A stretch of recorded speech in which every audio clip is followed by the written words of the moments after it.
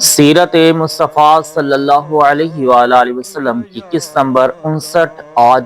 شروع کی جائے گی۔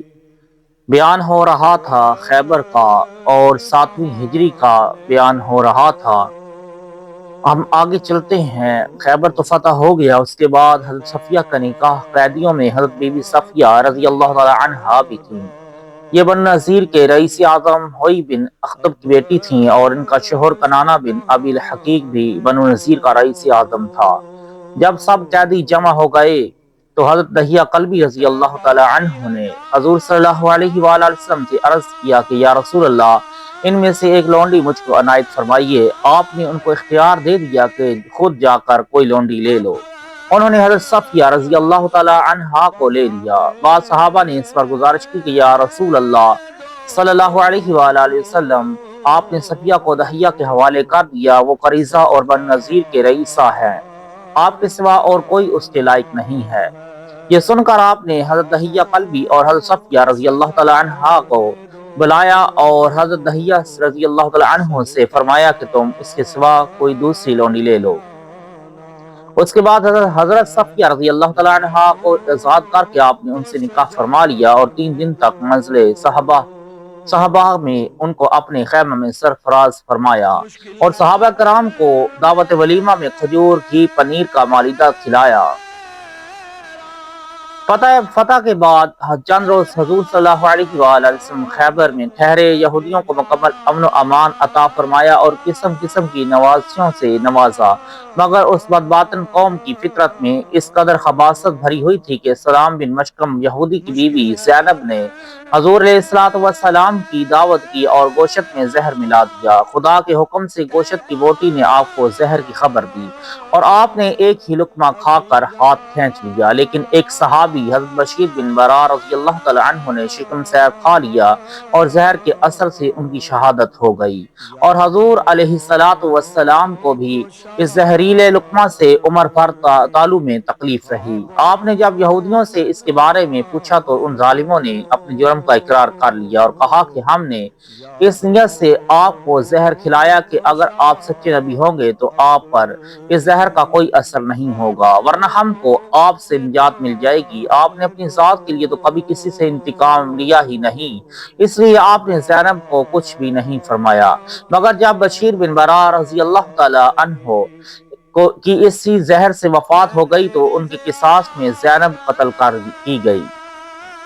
حضور صلی اللہ علیہ وآلہ وسلم فتح خیبر سے فارغ ہوئے ہی تھے کہ مہاجرین حبشہ میں سے حضرت جعفر رضی اللہ تعالی عنہ، جو حضرت علی رضی اللہ تعالی عنہ کے بھائی تھے اور مکہ سے ہجرت کر کے حبشہ چلے گئے تھے، وہ اپنے ساتھیوں کے ساتھ حبشہ سے آ گئے۔ حضور صلی اللہ علیہ وآلہ وسلم نے فرط محبت سے ان کی پیشانی چوم لی اور ارشاد فرمایا کہ میں کچھ کہہ نہیں سکتا کہ مجھے خیبر کی فتح سے زیادہ خوشی ہوئی ہے یا جعفر کے آنے سے۔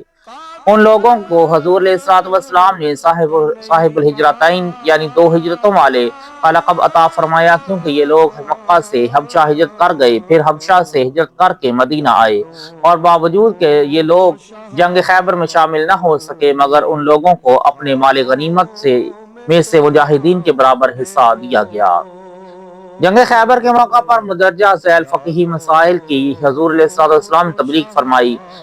پنجہ دار پرندوں کو حرام فرمایا، تمام درندہ جانوروں کی حرمت کا اعلان فرما دیا، گدھا اور خچر حرام کر دیا گیا، چاندی سونے کی خرید و فروخت میں کمی بیشی کے ساتھ خریدنے اور بیچنے کو حرام فرمایا، اور حکم دیا کہ چاندی کو چاندی کے بدلے اور سونے کو سونے کے بدلے برابر بیچنا ضروری ہے،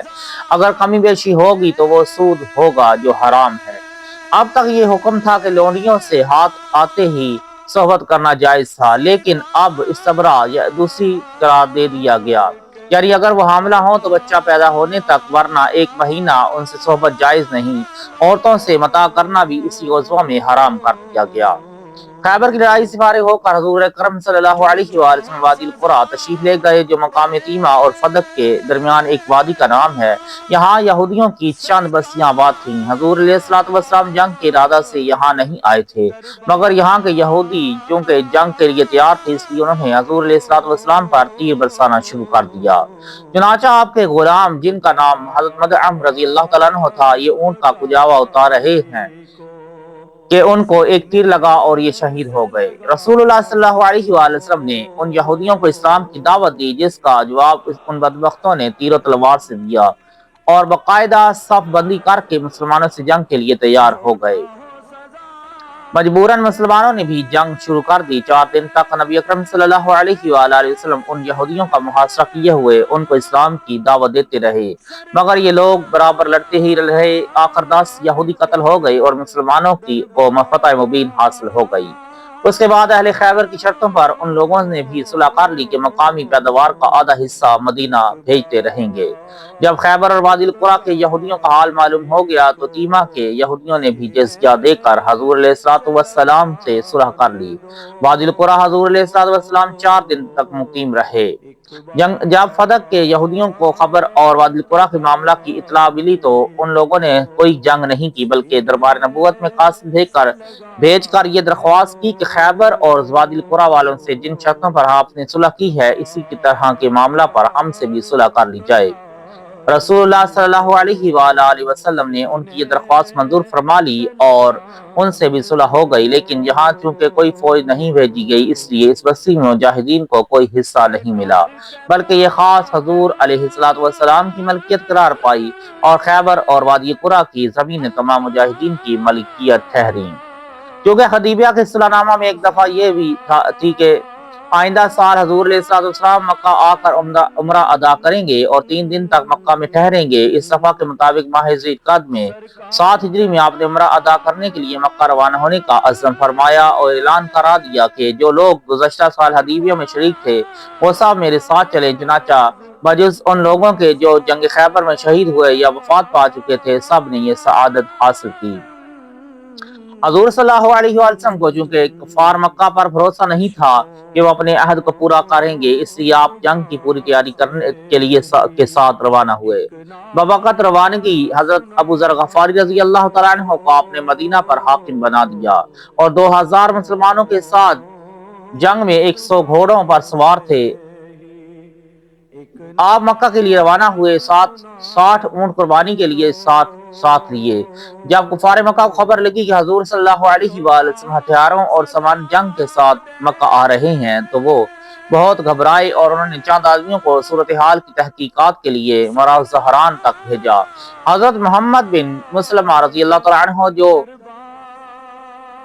اب سواروں کے افسر تھے، قریش قاصدوں نے ان سے ملاقات کی۔ انہوں نے اطمینان دلایا کہ نبی صلی اللہ علیہ وآلہ وسلم صلح نامہ کی شرط کے مطابق بغیر ہتھیار کے مکہ میں داخل ہوں گے۔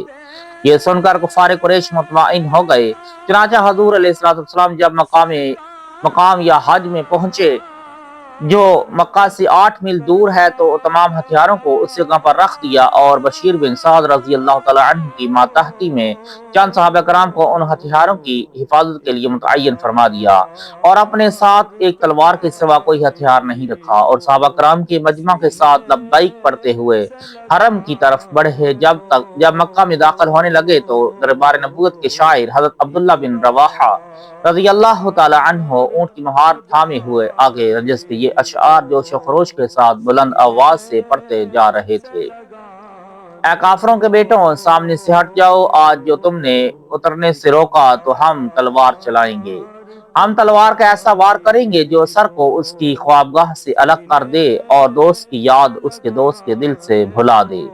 حضرت عمر رضی اللہ تعالیٰ عنہ نے ٹوکا اور کہا، اے عبداللہ بن رواحہ، رسول اللہ صلی اللہ علیہ وآلہ وسلم کے آگے اور اللہ تعالیٰ کے حرم میں تم اشعار پڑھتے ہو۔ تو حضور علیہ السلام نے فرمایا کہ اے عمر، ان کو چھوڑ دو، یہ اشعار کفار کے حق میں تیروں سے بڑھ کر ہیں۔ جب رسول اکرم صلی اللہ علیہ وآلہ وسلم خاص حرم کعبہ میں داخل ہوئے تو کچھ کفار قریش مارے جلن کے اس منظر کی تاب نہ لا سکے اور پہاڑوں پر چلے، مگر کچھ کفار اپنے دارالندوہ کمیٹی گھر کے پاس کھڑے آنکھیں پھاڑ پھاڑ کر بادائے توحید و رسالت سے مس ہونے والے مسلمانوں کے طواف کا نظارہ کرنے لگے اور آپس میں کہنے لگے کہ یہ مسلمان بھلا کیا طواف کریں گے، ان کو بھوک اور مدینہ کے بخار نے کچل کر رکھ دیا ہے۔ حضور علیہ السلام نے مسجد حرام میں پہنچ کر الصبا کر لیا، یعنی چادر کو اس طرح اوڑھ لیا کہ آپ کا داہنا شانہ اور بازو کھل گیا، اور آپ نے فرمایا کہ اللہ پر اپنی رحمت نازل فرمائے جو ان کفار کے سامنے اپنی قوت کا اظہار کرے۔